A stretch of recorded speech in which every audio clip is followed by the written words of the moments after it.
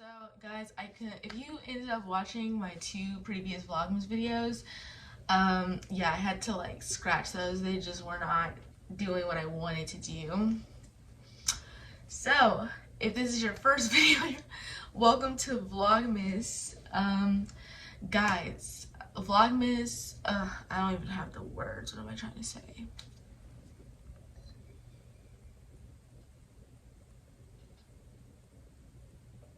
Hey guys, welcome back to my YouTube channel. My name is Seriah.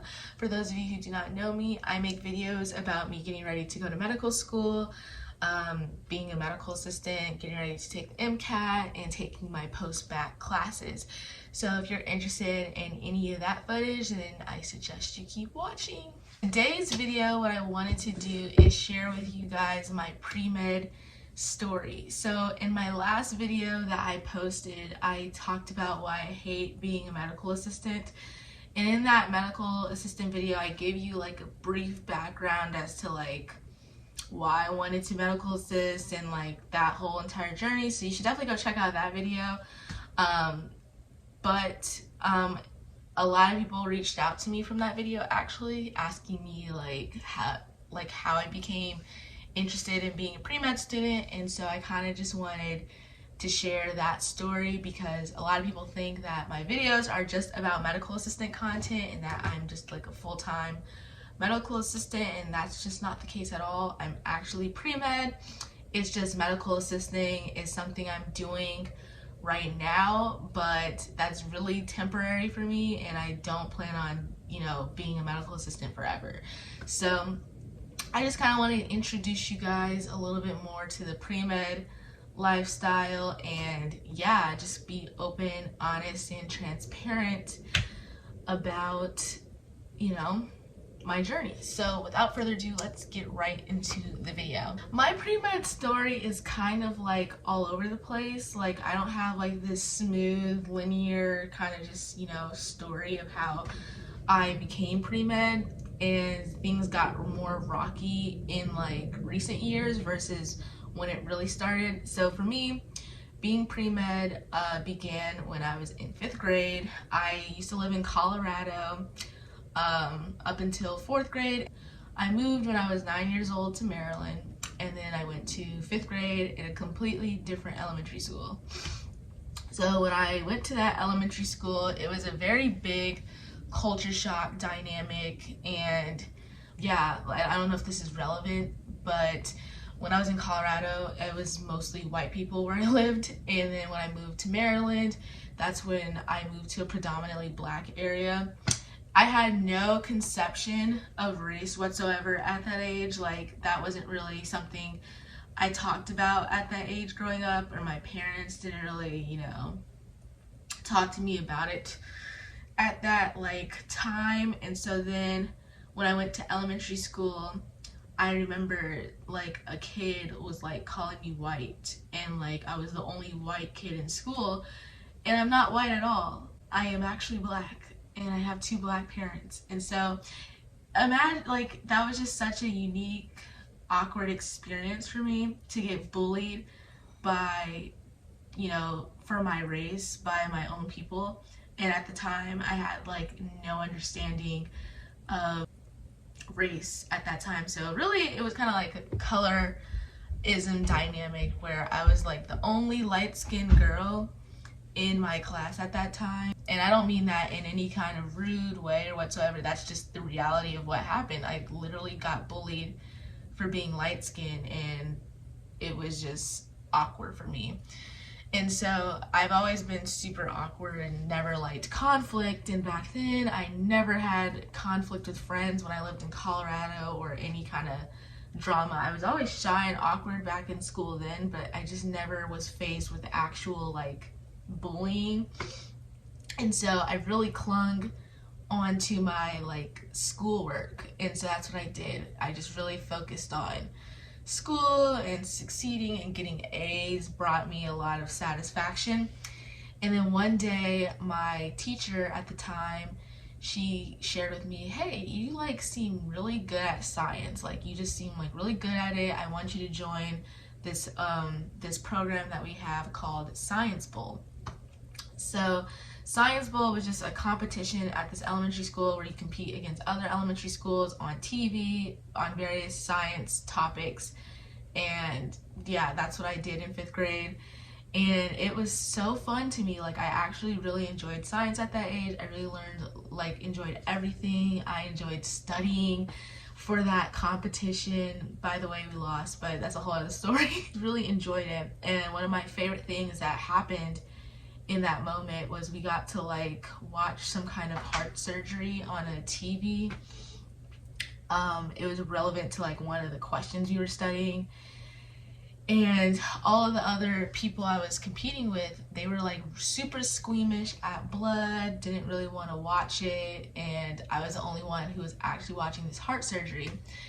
And my teacher at the time, you know, continued to, you know, give me that affirmation. Oh, you seem into this, you should be a doctor. Like, that takes a strong-willed person to, like, you know, be able to see the side of blood. And so that's literally what happened. So at that moment when my teacher, you know, poured into me all throughout that science thing and gave me these affirmations about being a doctor, I knew at that moment I wanted to be a heart surgeon because I watched a heart surgery.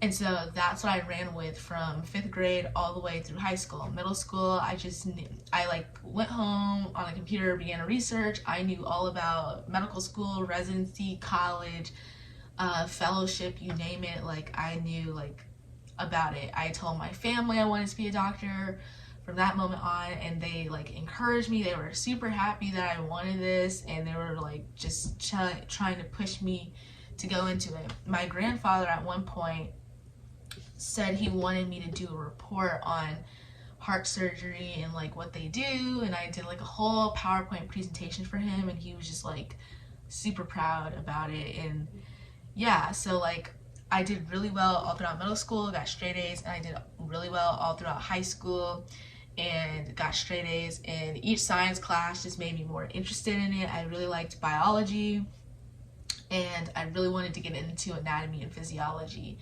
So that's what happened, and that was like probably the most linear, straightforward path of medicine. It wasn't until I got like to my senior year of high school where I applied to this thing called the Posse Scholarship. I plan to do an entire different story about that, but if you don't know what the Posse Scholarship is, it's an organization that sends like 10 to 12 kids to a university to bring about change on campus. It's like a leadership scholarship. I applied to that, and it like really inspired me to take a big leap of faith because it was super competitive and I wasn't sure if I was going to get it. So I ended up getting and receiving that scholarship, but after I got the scholarship, I don't know what happened in my head. I think I was influenced by the wrong people, but I felt like I just kind of achieved everything I wanted to achieve, and it didn't mean anything to me. And it made me question if I really wanted to be a doctor. Peers around me were like saying, oh, you grew up and all you did was study, you never like hung out and went to parties. I wasn't allowed to go to parties, by the way, but you never really got to chance to experience other things. I remember going to like dance concerts or like cheerleading, you know, going to football games and seeing cheerleaders, and just, I was never good at sports. I did sports and I wasn't good at it. And so I felt like the only thing I had to me was my academics that made me feel valuable. And so when people were telling me like you missed out on so much, I began to internalize it and feel like maybe I did. Like, I never really did anything but school. And now that I look back now, I understand that that wasn't true, but back then I had like really big insecurities that I didn't understand at the time. I just kind of like was a bit of a people pleaser and just kind of like took everything anybody said as truth. Like, somebody could say, oh, you're stupid, Seriah, and I'd be like, oh, maybe I am stupid. Like, I was that kind of person. Like, I just like literally was just so naive about life. I listened to everything everybody else said, and it was just like, yeah. So I began to feel like none of my achievements were valuable. Like, I was like, why did I do all of this? Like, I'm gonna go to school. I like had other interests beyond just science that I never really tapped into. Like, I always wanted to do YouTube. I wanted to do YouTube back then. I was really into makeup at the time and fashion, and I was like, what if I want to do other things? Like, what is that like gonna do for me? And so there was that, and then I also felt like I never had like relationships before until like the end of high school. I felt like I missed out on having a boyfriend and that whole experience, and I never tried dance, and I never tried so many different things. So I just felt really down by the end of high school. I began to become a rebellious spirit. So at the end of high school, I kind of stopped going to class. I just like wanted to go live life, so I started skipping school. I ended up with a boyfriend who was no good. Just kind of just trying to like find my place in the worst way possible. And I ended up graduating still with a fairly high GPA. I was still top 5% of my class, but I had like the chance of being a valedictorian or salutatorian. I kind of threw it away because I wanted to prove a bit of a point. And so after I graduated, I like carried all of the hurt from like friendship fallouts, relationship failures, you know, not being able to be a valedictorian or a salutatorian, and just like not feeling like I was worth anything besides my academics. I carried that into college, and then my rebellious spirit continued. I kind of just didn't go to class. I didn't have any motivation to do any school. I just wanted to be social, meet friends, have a relationship. I don't know why I wanted a relationship so badly at that time, but I just really wanted to just live life. And so freshman year of college was like the worst year ever. Like, it was like the best year in terms of like socially. Like, I had a lot of fun, way too much fun. I had no idea how to set boundaries. I had no idea how to be disciplined with my schoolwork. I had no idea how to do anything. I ended up having like the worst GPA of my entire life. And coming from a student who was always a 4.0 student all throughout middle school, high school, elementary school, and then going to college and then getting below a 3.0 your first semester, it was like traumatic for me. I couldn't even like wrap my head around it. And I didn't have the strength or the will to like move forward from that, and so it became a bigger insecurity, and so I decided to quit. I was like, you know, this happened because I really don't want to be a doctor anymore. I really don't have the interest in it like I thought I did. There's so many other interests I have that I never explored. I never gave myself the time. So I'm gonna go to college. I'm gonna take all these different classes and figure out what I like. And so that's what I did in my sophomore year. But I couldn't find the motivation even then. Like, I was taking pretty like easy classes. I was taking like theater, I was taking like dance, I was taking public speaking, I was trying to take like philosophy, all kinds of like, trying to even take a computer science class at one point. I was trying to find something that made me so passionate, like I didn't want to go back into like my science classes because I was just so insecure about failing the first semester. And so I ended up settling with theater and film. I was like, I'm gonna do this thing, I'm gonna be like an actor or something. And so I like was really dead set on that. But then I figured out like that was hard too, like being a person who was always in the books and then trying to like do theater classes and try to do film production. It was a completely different world, ballpark, something I had no experience with, and also something that didn't really fully captivate me, or I didn't feel like I wanted to put that much effort into it. And so I was just like stuck and lost. And so eventually after sophomore year, or in the middle of sophomore year, I ended up getting like this around the same GPA as I did freshman year. And I was just like, you know what, maybe I'm just gonna drop out. So I almost dropped out of college. it wasn't until I had like a pep talk with my mom and dad, and they were like, look, you're like literally, excuse my language, but like you're literally pissing away your education. You have a full scholarship and you're not doing anything with it. You're messing up your GPA, which is going to make things harder if you try to go to med school. And you just need to like pick something and figure it out. If you're not going to go to school, you need to figure out how you're going to get a job, because you can't come home and not just do anything. And so literally I went to like a therapy session, and I like sat down and I talked to them about all of my failures and things that I was upset about. And we went all the way back to high school. I talked about how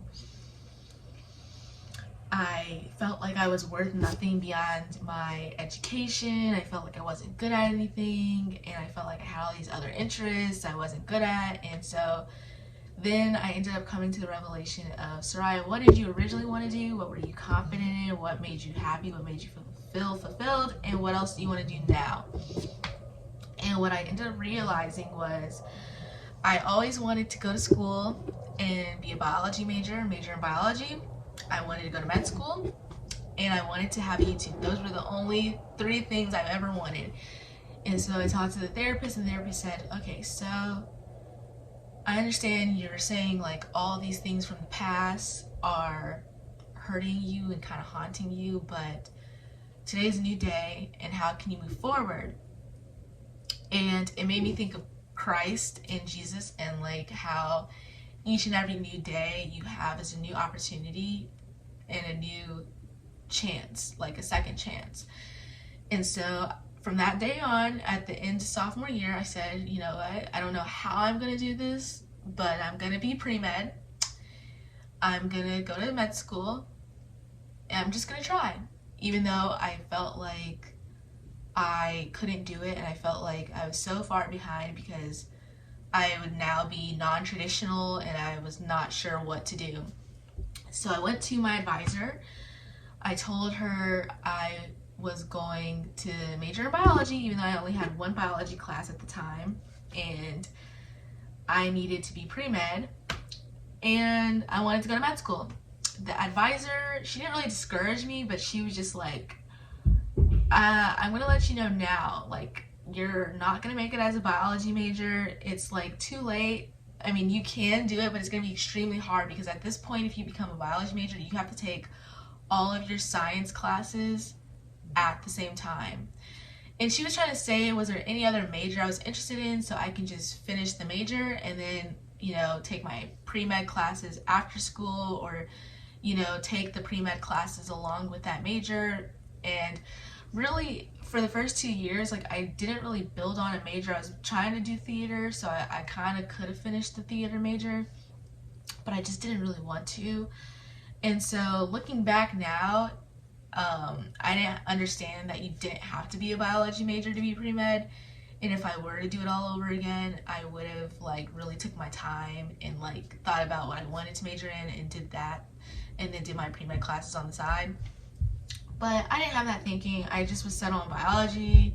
I'm a very narrow-minded person, so I was like, yeah, no, I'm gonna be biology major. I don't care how hard it is. And so that's what I did. So I decided to commit to being a biology major. I had a lot of anxiety, a lot of depression, and it was extremely difficult. I can talk about how I managed to do a whole major in 2 years. Honestly, 1 year, and how that went for me. But yeah, I ended up doing that. And then I lost a lot of motivation in college because I was taking like literally 4 to 5 science classes every day, and it was just overwhelming, and it was just really hard to manage, and it was also just very depressing. But I did it, needless to say. And then when I was going through it, I also was thinking, like, do I really want to do this? Like, this is a lot, and my GPA still sucks. And so I went back to that advisor, and my advisor was proud. She's like, you know what, I just really commend you for making this decision to like do it and just stick through it, even though you're not doing so great. And so she said, you're gonna have to take a post-bac, is what you're gonna have to do. So after I graduated, my plan was to take the last bit of requirements for pre-med, do really well in those, and then apply to a grade enhancer post-bac program, which would probably more than likely be a special master's program. And so that's where we kind of are today, and I've been like sticking with it pretty well. So by the time I graduated, I only had 4 more pre-med classes I needed. I needed Physics 1, Physics 2, and I needed Organic Chemistry 2. I mean, only 3. So I decided to retake Organic Chemistry 1 because when I was taking it in undergrad, like, I was just not focused on it. Like, I was just trying to pass because I was taking all these other extremely difficult classes, like General Chemistry 2 at the time, I think. And I was just like, yeah, no, like, something's got to give. So I decided to retake Organic Chemistry 1 so that when I went to Organic Chemistry 2, I wouldn't be completely lost. Best decision ever. I got an A in the class this semester. Physics 1, horrible class. I still don't know how I'm doing, but yeah. And so the next semester, I'm taking Physics 2 and Organic Chemistry 2, and then I decided to apply to a special master's program. So that's what I'm doing. I have to take the MCAT for that special master's program. So I've been studying for that. And the cool thing about this special master's program I'm applying to is it's a automatic acceptance to their med school. All you have to do is do really well in the special masters, and you get accepted to med school. So that's where we are today. And so I just want to let you know, like, even if you're not, I don't know, what am I trying to say? I just want to let you know that I am not officially in med school yet, but I am pretty confident in my plan. And I wanted to give a bit of encouragement, like, no matter where you are with your GPA, no matter where you are in your pre-med journey, college was an extremely horrible experience, or you did really bad in high school, or whatever the case is, really bad on your MCAT, like, there's always hope for you, and there's always an opportunity. I don't want to share the master's program thing until I get accepted. I may not get accepted, who knows, but I do believe in God, and I believe in his plan, and I have a lot of faith that I'll get into that master's program, and I'll do really well. So the only thing I want to tell you about in terms of what has changed since my original desire to become a doctor, back when I was in 5th grade, I wanted to be a heart surgeon. At this point in my life, as I've gotten older and I've matured and I went through experiences along the way, I realized, like, I may want to be an OBGYN, like, because I thought about, like, things that I went through college. I went through, like, a lot of panels that talked about women. I went to a lot of things about women's health. I went to my OBGYN a lot in undergrad. Once I turned 21, I got, like, my first pap smear, and I really connected with the office I went to and the doctor there and told him I want to be a doctor. He really inspired me to want to, like, you know, go into OBGYN field. Other specialties I am interested in, but I'm not sure if I would do, is anesthesiology, emergency medicine. Yeah, I think those are, like, the top 3 that I'm, like, think I'm interested in. Those are, yeah, anesthesiology and emergency medicine. Yeah, one thing I learned I'm not interested in is dermatology. Like, that is not for me, but yeah, I think deep down, I don't know, I could be wrong, but I think I'm really interested in being an OBGYN. So there you have it. But I really hope you guys enjoyed my pre-med story, and if you like a part 2 in terms of, like, I don't know, whatever you want to see as far as, like, what it's been like, you know, navigating medical assisting, what it's been like navigating post-bac classes, what it's really like to take a gap year, and overcoming doubt and stuff, like, please let me know. That can all be part of the Vlogmas videos. Yeah, so I really enjoyed sharing my story, and I look forward to next videos. I also, like, I didn't tell you, but another thing I struggled with was trying to decide if I wanted to be a doctor or over a PA, because that also came up in undergrad too, where, you know, my mentor was like, oh, why don't you just be a PA? So I also navigated that as well too. So yeah, I look forward to seeing you guys in my next video, and I will talk to you later.